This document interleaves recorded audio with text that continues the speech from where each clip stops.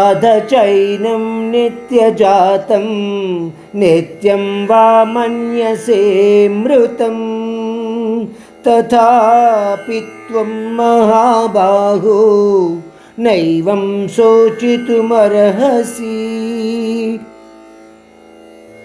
జాతస్య హి ధ్రువో మృత్యుః ధ్రువం జన్మ మృతస్య చ తస్మాదపరిహార్యేర్దే న త్వం శోచితుమర్హసి.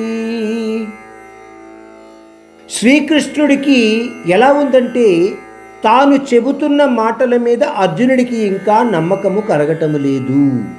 అందువలన మళ్ళీ ఒకసారి అర్జునుడితో అంటున్నాడు, అర్జున, ఒకవేళ నువ్వు ఈ ఆత్మకు కూడా జనన మరణాలు ఉన్నాయి అని నమ్ముతూ ఉంటే ఆ విషయపరంగా కూడా నీకు శోకించవలసిన అవసరము లేదు.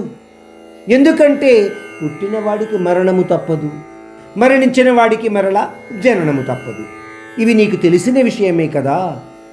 ఈ ప్రక్రియకు ఇంకొక పరిహారము లేదని కూడా నీకు తెలుసు అర్జున.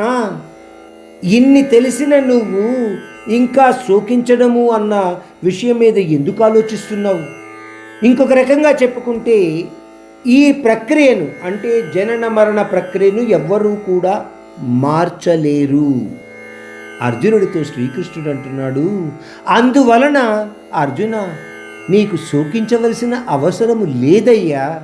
అనవసరంగా ఎందుకు శోకిస్తున్నావు నువ్వు?